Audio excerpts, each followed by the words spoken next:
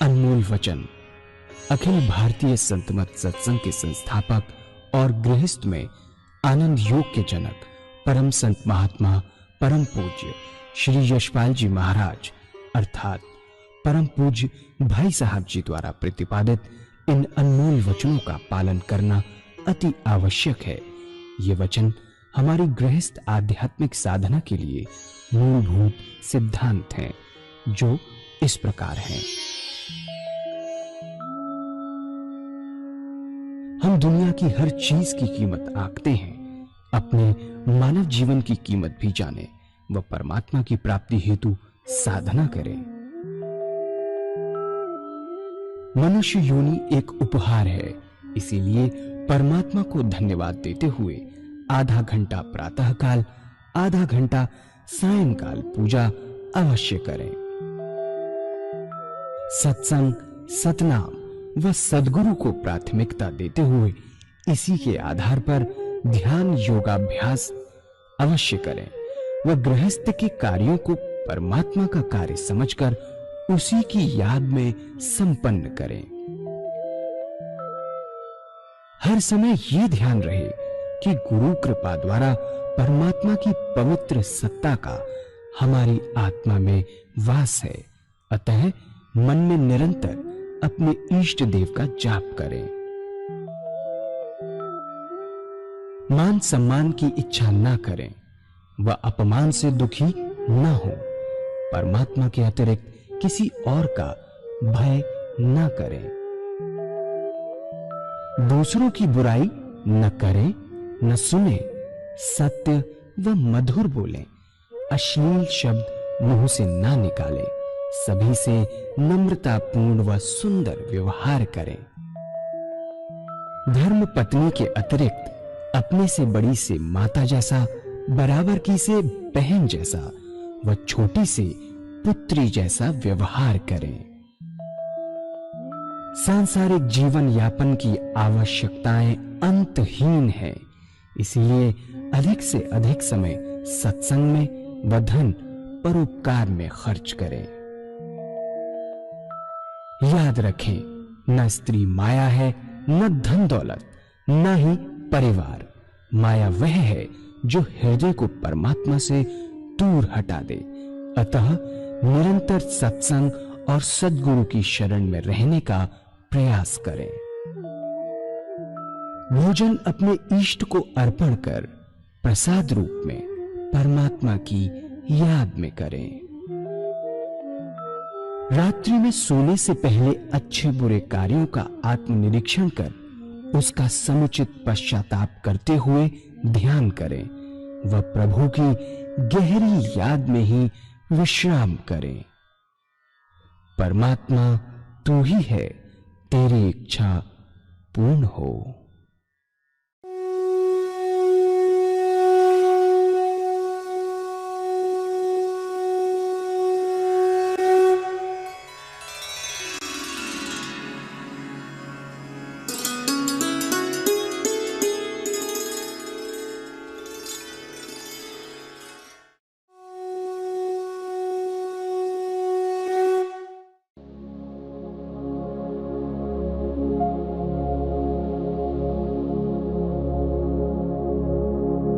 जय सद्गुरुदेव जय पद शरणं श्रेयस्वरूप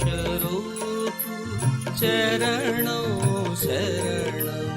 जय सद्गुरुदेव जय पद शरणं श्रेयस्वरूप चरणों शरणं।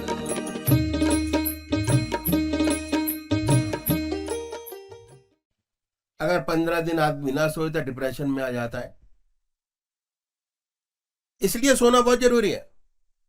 सेवक ने कहा ऐसा इंजेक्शन निकालो कि इंजेक्शन दे दिया, आदमी काम करता रहे, सोए नहीं, बराबर 24 घंटे 24 घंटे इंटू 7 दिन इंटू 30 दिन इंटू 365 दिन बराबर काम करता है।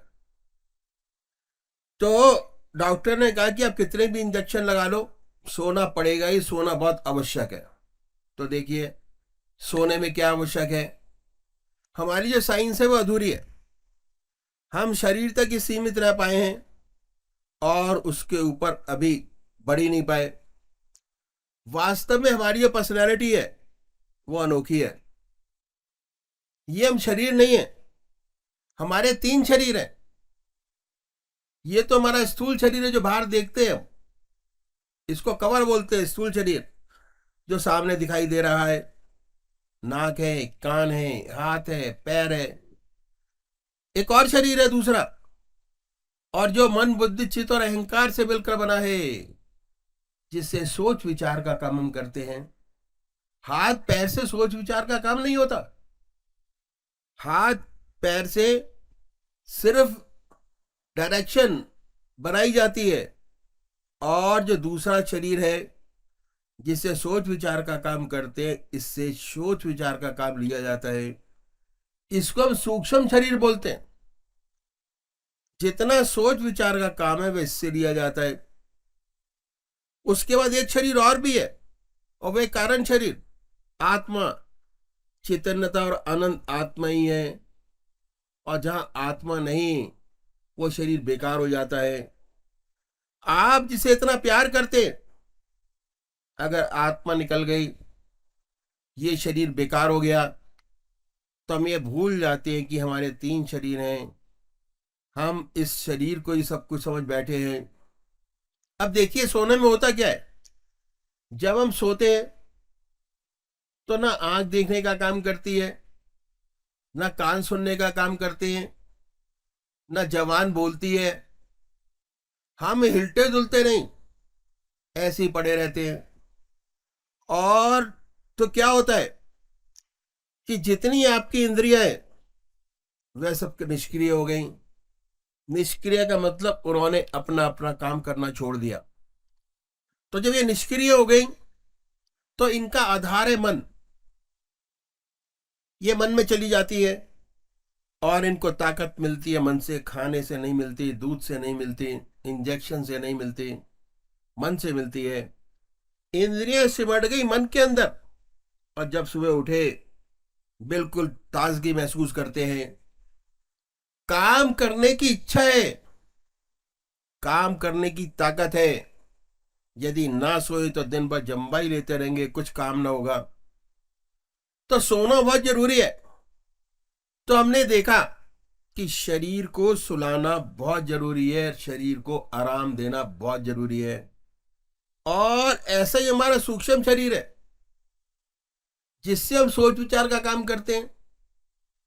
इसको भी नींद देना बहुत आवश्यक है। दिन में हम काम करते हैं सोच विचार का, रात को सपने दिखाता है हमको ये मन। दिन में काम किया, रात को वही सपने दिखाए।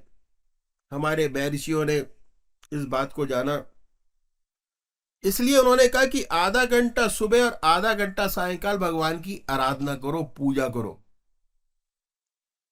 आधा घंटा सुबह और आधा घंटा शाम को। अगर परमात्मा की आराधना करोगे, पूजा करोगे, तो भगवान में चित्त एकाग्र होगा, चित्त निरोधक स्थिति पैदा होगी।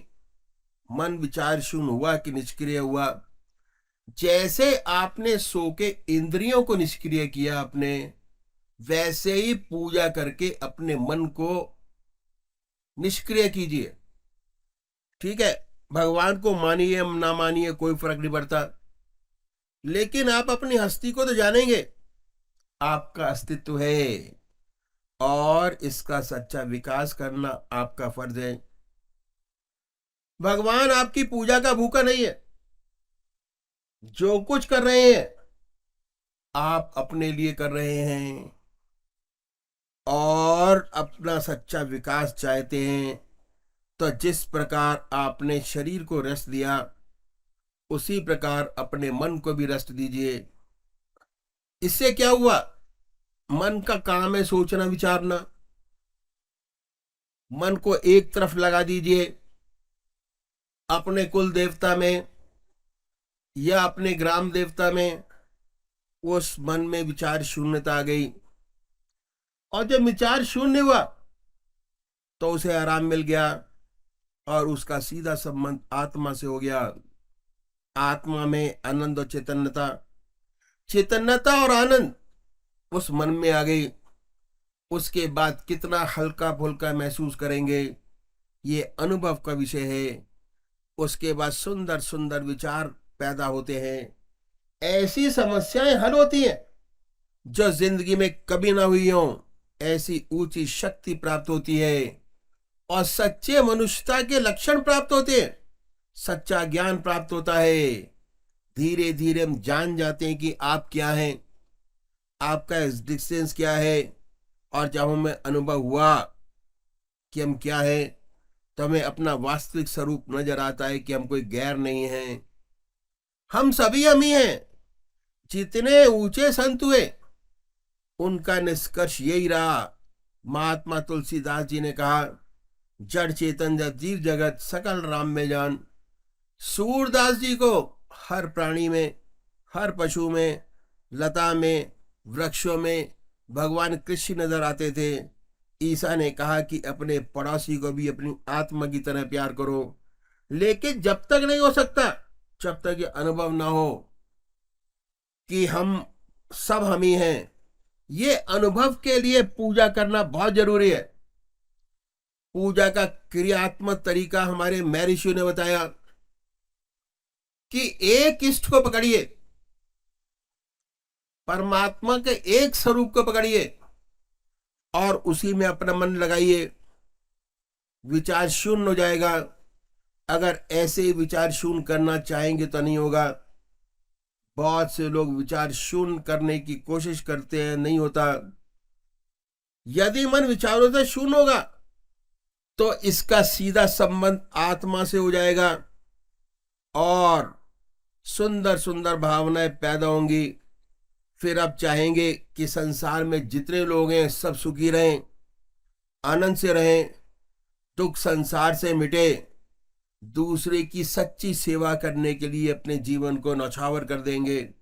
अगर आप सच्चा अपना विकास चाहते हैं तो जैसे आपने शरीर को आराम दिया, वैसे अपने मन को भी आराम दीजिए।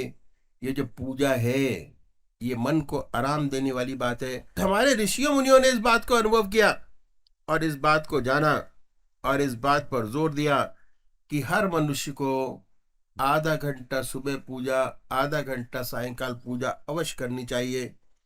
हमारे ऋषियों ने बताया कि चाहे आप गृहस्थी हो, चाहे सन्यासी, कोई भी आधा घंटा प्रातःकाल संध्या वंदना अवश्य करनी चाहिए और आधा घंटा सायंकाल। ये 2 समय निश्चित कर दिए हमारे महर्षियों ने। हमारे देश में 99% परमात्मा को मानने वाले लोग हैं, ईश्वर को जानते हैं, ईश्वर को मानते हैं और अपने किसी ना किसी ढंग से परमात्मा की पूजा करते हैं। बहुत से लोग तो आधा घंटे से ज्यादा भी पूजा करते हैं। यदि हम उनसे पूछें कि इस पूजा का क्या लाभ हुआ, तो 2-4 बात बताने के खामोश हो जाते हैं। पहली बात ये कि भाई ईश्वर का नाम लेना अच्छी बात है, हमारे घर में मंदिर है, हमारे दादाजी पूजा करते थे, हमारे पिताजी करते हैं, हम करते हैं और हमारे देखा देखी हमारे बच्चे भी करते हैं। ईश्वर परस्त है, अच्छा है। और क्या है? अगर हम ये पूछे कि इससे कोई आंतरिक लाभ हुआ, तो ऐसे बहुत कम लोग होंगे जो कहेंगे हुआ। इन संतों ने कहा कि हम एक तरीका बतलाते हैं, यदि इस तरीके से आप पूजा करेंगे तो आपको विशेष लाभ होगा। और ऐसा तरीका बताया जिसे हर कोई अपना सके, चाहे किसी भी मजहब का मानने वाला हो, किसी भी धर्म का अनुयायी हो, अपने धर्म के मत पर चलते हुए कर सके, ऐसी बात बतलाई। और तरीका मैं आपके सामने रखता हूं।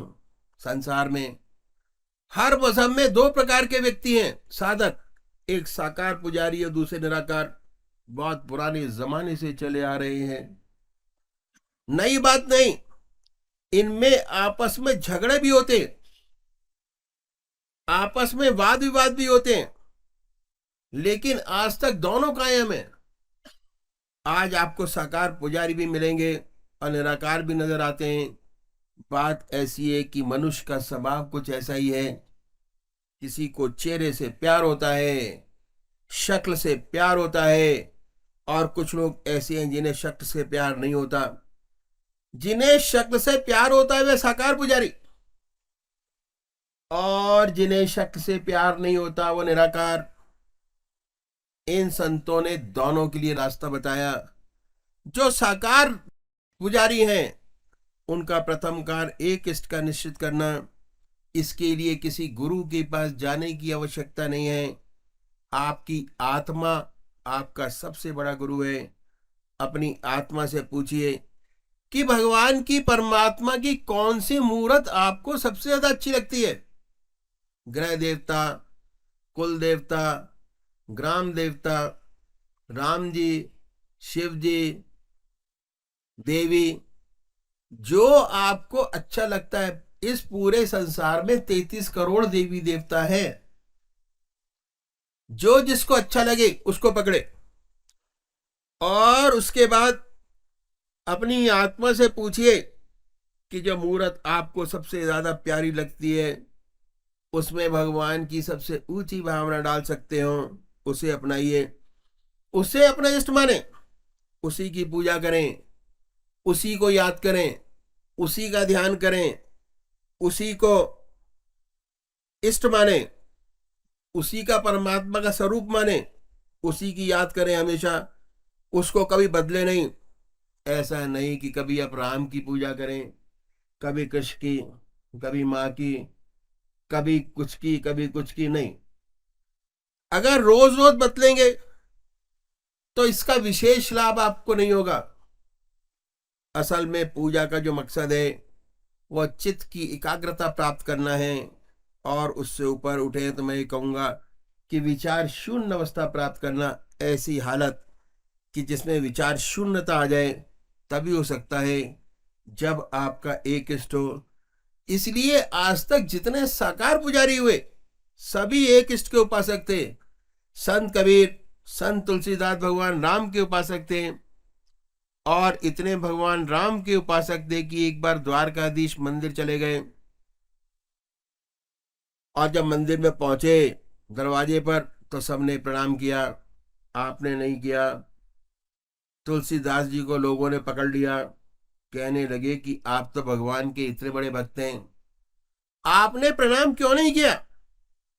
तुलसीदास जी ने भगवान की स्तुति की, भगवान की मूर्ति का बड़ा सुंदर वर्णन किया। आखिर में रो रो कर कहने लगे कि तुलसी मस्तक जब झुके जब धनुष बाण लो हाथ। ऐसा कहते हैं कि भगवान के हाथ में धनुष बाण आ गया तो तुलसीदास जी ने दंडवत प्रणाम किया। ऐसे एक इष्ट के उपासक थे। ऐसे ही सूरदास भगवान कृष्ण के उपासक थे। उन्हें हर जगह भगवान कृष्ण नजर आते थे, और उनके साथ भगवान कृष्ण हरदम रहा करते थे। वो कहते थे कि दर दीवार दर्पण में जित देखूं तित दोए, काकर पाथर ठीकरी भय आरसी मोए। कंकड़ों में, पत्थरों में उन्हें भगवान कृष्ण नजर आते थे। जितने साकार पुजारी हुए सब एक इष्ट के उपासक थे। इसलिए साकार पुजारी अपना एक इष्ट कबूल करे, जो बहुत आवश्यक है। जिसे आपकी आत्मा कबूल करे उसको मानिए, किसी के कहने से नहीं। अगर राम के पुजारी हैं, मैं आपसे कहूं कि नहीं हनुमान जी की पूजा करना शुरू करो, तो पूजा तो आप कर सकते हो, पर आपको जो आनंद आपका अपने इष्ट में आएगा वो हनुमान जी में नहीं आएगा। इसलिए बहुत जरूरी है जिसको आपकी आत्मा कबूल करे उसे करिए। अगर बार बार बदलेंगे, बहुत सी मूर्तियों का ध्यान करेंगे, तो पूजा का मकसद पूरा नहीं होगा। पूजा करने के लिए कुशाय कंबल का आसन हो, धूप दीप जलाएं, अगरबत्ती जलाएं, साफ सुथरी चादर बिछी हो, सफाई के साथ रात्रि के वस्त्र बदल कर बैठे। अगर स्नान नहीं कर सकते तो कोई बात नहीं, मुंह हाथ धोकर सुख आसन से बैठे। फिर आप कल्पना करें कि आपका इष्ट जिसको मानते वो सहज शरीर आपके सामने विद्यमान है। ऐसा विचार कीजिए।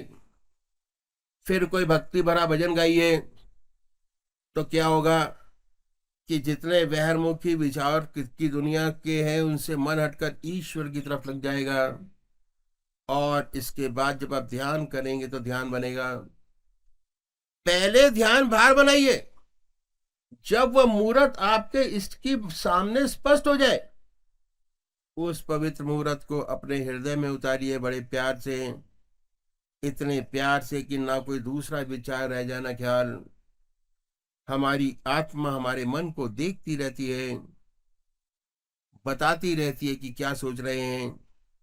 जब मन हट जाए तो फिर प्यार से उस पवित्र मूर्ति पर जमाएं। उसके बाद ना कोई विचार रहेगा ना ख्याल। जब चेतन अवस्था में लौटेंगे, उसी के ध्यान में लौटेंगे, उस समय आपको बड़ी सुंदर अनुभूति होगी कि आपका हृदय मस्तिष्क अनुपम आनंद से भर गया। जितना मस्तिष्क पर भार था वो हल्का हो गया। ये है पूजा का तरीका जो इन संत महात्माओं ने बताया। साकार रूप के पुजारियों के लिए जो मूर्ति को मानते हैं, देवी देवताओं को मानते हैं, अगर ऐसे पूजा करेंगे तो उसको विशेष लाभ होगा। चित्त की एकाग्रता प्राप्त होगी, सुषुप्ति की अवस्था प्राप्त होगी, सुषुप्ति से सहज समाधि में प्रवेश करेंगे। दूसरे वो भाई हैं जो निराकार भगवान के उपासक है, परमात्मा को मूर्ति में नहीं मानते, वे भगवान के नाम को चुने और उस नाम को चुने जो उनकी आत्मा को सबसे प्यारा लगता है। कोई ना कोई भाई नाम से तो याद करते होंगे। हिंदू भाई ओम नाम, मुसलमान भाई अल्लाह, सिख भाई वाहगुरु, वाहेगुरु, क्रिश्चियन भाई क्राइस्ट या गॉड। हर भाई उस प्रभु का नाम लेता है, चाहे राम से चाहे रहीम से। यहां पर जो नाम आपकी आत्मा को प्यारा लगे उसे पकड़े। फिर आसन तो वही है, सुख आसन में पलौती लगाकर बैठे हैं, हृदय की तरफ निगाह रखें, आनंदमय अवस्था बनाइए और ये ख्याल करें कि जब आपका हृदय दुख दुख करता है, जो हार्ट बीट है उससे ओम नाम निकल रहा है। यह जो नाम निकला वो निकल रहा है, जवान नहीं कह रहे, चिव्वा से नहीं, ख्याल से। शुरू शुरू में दिक्कत होती है, तब आप मानसिक जाप कर सकते हैं, ओम ओम। धीरे धीरे ऐसी अवस्था आती है कि आपको बहुत स्पष्ट सुनाई देने लगता है कि हृदय से ओम की आवाज निकल रही है। ऐसी हालत पैदा होती है, ना कोई दूसरा ख्याल रहता है ना विचार। ऐसे तल्लीन हो जाते हैं और होश नहीं रहता, अपने आप से गायब हो जाते हैं। विचार शून्य अवस्था प्राप्त हो जाती है। जब चेतन अवस्था में आते हैं तो वही नाम सुनते होते हैं और हमें एहसास होता है बड़े आनंद का। हमारा मस्तिष्क अनुपम आनंद से भर गया, बड़ी शांति मिली। इन संतों ने ये तरीका पूजा का बतलाया। अगर ऐसे पूजा करेंगे विशेष लाभ होगा, चित्त की एकाग्रता प्राप्त होगी, धीरे धीरे सुषुप्ति की अवस्था प्राप्त होगी और सुषुप्ति से सहज समाधि में प्रवेश कर जाएंगे। उसके बाद हमें आत्मदर्शन साथ साथ परमात्मा का अनुभव होने लगेगा और एक दिन ऐसा आएगा कि हम उसे एकाकार हो जाएंगे और ज्योति से ज्योति मिल जाएगी। ये है तरीका पूजा करने का।